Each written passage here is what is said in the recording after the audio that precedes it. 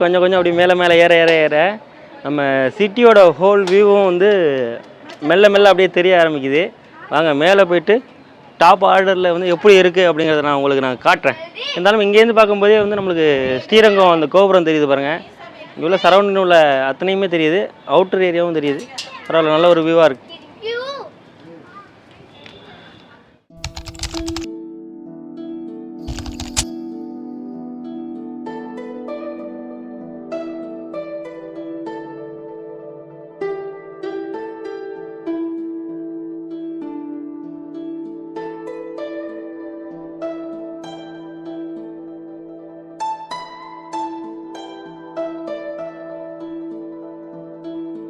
திருச்சியில் உச்சியில் இருக்க இந்த கோயிலை பற்றி உங்களுக்கு தெரியுமா?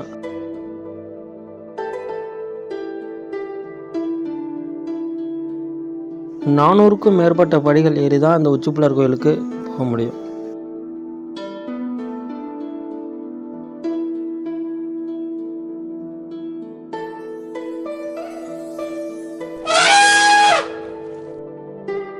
கோயிலுக்கு உள்ளே வந்த உடனே கோயில் யானை புல் நல்லா சாப்பிட்டுட்டு இருந்துச்சு.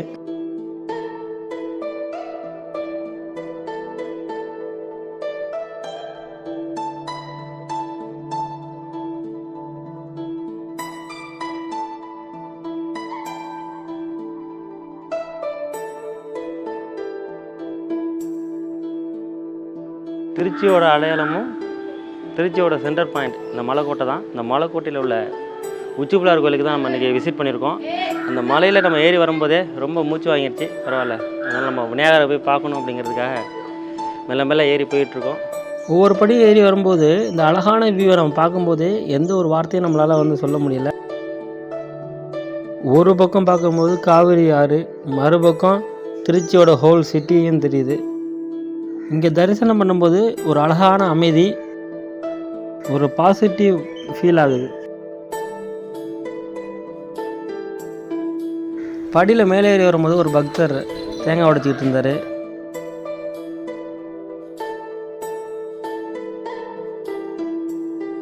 உச்சிப்பிள்ளையார் கோயிலுக்கு மேலே வந்துட்டாவே போதும், நம்ம இங்கே உள்ள எல்லா வியூமே நம்மளோட சிவமதியை வந்து பார்த்துடலாம். இப்போ காமிக்கிறது வந்து காவேரி பிரிட்ஜுங்க. கீழே அழகாக வந்து அந்த காவேரி நீர்லாம் வந்து போயிட்டு இருக்கிறது தெரியுதா இல்லையா?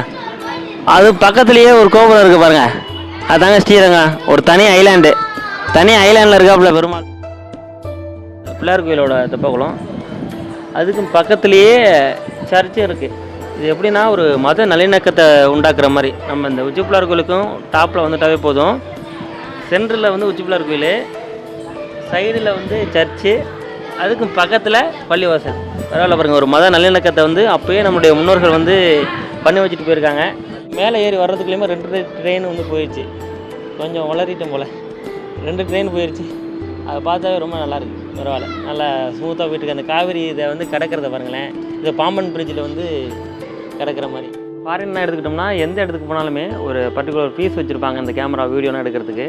நம்ம பாட்டுக்கு நம்மளுக்கு பிடிச்ச மாதிரி நம்ம வீடியோ எடுத்துகிட்டு அது உங்களுக்கு தொந்தரவு இல்லாமல் நம்ம நீட்டாக வந்துடுவோம். அது மாதிரி இங்கேயுமே நம்ம தமிழ்நாட்டிலையுமே அந்த மாதிரி அலோவ் பண்ணாங்கன்னா ரொம்ப நல்லாயிருக்கும். சில இடத்துல அலோவ் பண்ணுறாங்க. இப்போ இங்கேயுமே பார்த்திங்கன்னா வந்து கேமராவுக்கு வந்து 100 ருபீஸ் வந்து சார்ஜ் பண்ணுறாங்க. இருந்தாலுமே நம்ம கர்ப்பகிரகத்தில் உள்ள விநாயகர் நம்ம எடுக்க முடியாது, சுற்றிலும் இருக்கிற வியூ நம்ம எடுத்துக்கலாம் அப்படின்னு சொன்னாங்க. அதே மாதிரி நம்ம எடுத்துக்கிட்டு இருக்கோம்.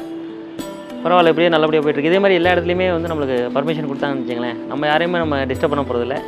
இருந்தாலுமே இந்த மாதிரி சின்ன சின்ன பர்மிஷன் கொடுக்கும்போது நம்மளுடைய ஆடியன்ஸ்க்கு வந்து எல்லாருக்குமே இந்த மாதிரி ஒரு விஷயம் இருக்குது அப்படிங்கிறத காமிக்கிறதுன்னு நம்மளுடைய இப்போ ஒர்க்காக போயிட்டுருக்கு. அது ஒரு சந்தோஷமாகவும் இருக்குது.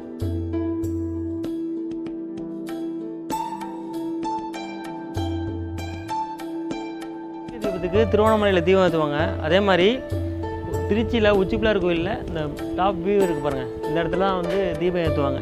தீபம் ஒட்டுமொத்த சரௌண்டிங்கில் உள்ள மக்களுக்கு ஒரு பெரிய ஒரு வைப்பை ஏற்படுத்தி கொடுக்கும். பிள்ளையார் கோயிலுக்கு மேலே இருந்து டாப் வியூவாக பார்க்கும்போது கீழே வந்து ஒரு நாய்க்குட்டி அழகாக கட்டி கிடக்கு. அதுவும் முயற்சிக்குது, என்னை விட்டுருங்கடா நான் ஓடிடுறேன், இல்லாட்டி கீழே போய் நான் விளாண்டுட்டு இருக்கேன் அப்படின்னு. அது ஜங்கிலி போட்டு கட்டி வச்சுருக்காங்க போல் அந்த வீட்டுக்காரங்க. உச்சிப்பிள்ளையார் கோயிலுக்கு நான் வந்து இப்போ செகண்ட் டைம் வரேன்.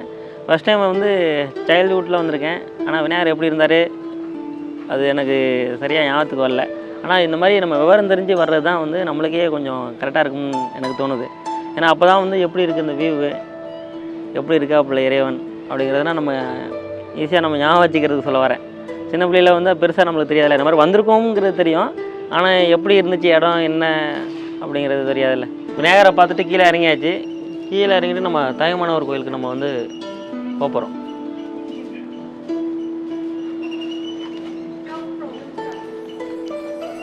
நம்மளுக்கு போர்டு போட்டிருக்காங்க. குடவரை கோயில்னால் பாறையை குடஞ்சி உள்ளே வந்து சிற்பங்களை வந்து வரைஞ்சி வச்சுருப்பாங்க. இல்லைன்னா அந்த சிற்பங்களை வந்து செதுக்கி வச்சுருப்பாங்க அந்த பாறையிலேயே அழகாக. அவங்க வந்து என்ன பண்ணாங்க அந்த காலகட்டத்தில் ஒரு நினைவு சின்னமாக இதை விட்டுட்டு போவாங்க. அந்த மாதிரி நிறையா இது உள்ளே இருக்குது. இந்த திருச்சியில் வந்து நீங்கள் மலைக்கோட்டை அந்த உச்சிப்பிள்ளையார் கோயிலுக்கு வந்தீங்க, தாயுமானவர் கோயிலுக்கு வந்தீங்க அப்படின்னா இந்த ஸ்பாட்டை பார்க்க மறந்துடாதீங்க. ஏன்னா ஒரு முக்கியமான ஸ்பாட்டாக இருக்குது. ஏன்னா பல்லவர் காலத்திலே வந்து பல்லவர் காலம்னாவே வந்து 6ஆம் நூற்றாண்டு 5ஆம் நூற்றாண்டில் கட்டப்பட்டிருக்க ஒரு சிற்பங்கள்லாம் நிறையா இது இருக்குது. இதே இது வந்து நம்ம பார்த்திங்கன்னா சித்தனவாசல் நம்ம போயிருப்போம். அங்கே ஓவியங்களாக வரைஞ்சிருப்பாங்க குடவரை கோயிலில். அதே மாதிரி நம்ம நார்த்தமலையும் போயிருக்கோம். நார்த்தமலையில் வந்து இதே மாதிரி வந்து சிற்பங்களை பாறையில் செதுக்கி வச்சுருப்பாங்க, வரைஞ்சி வச்சுருப்பாங்க. அதே மாதிரியே இது இருக்கிறது எனக்கு ரொம்ப மகிழ்ச்சியாக இருக்குது. இங்கே வர்றவங்க எல்லாருமே இதை பார்த்துட்டு போங்க.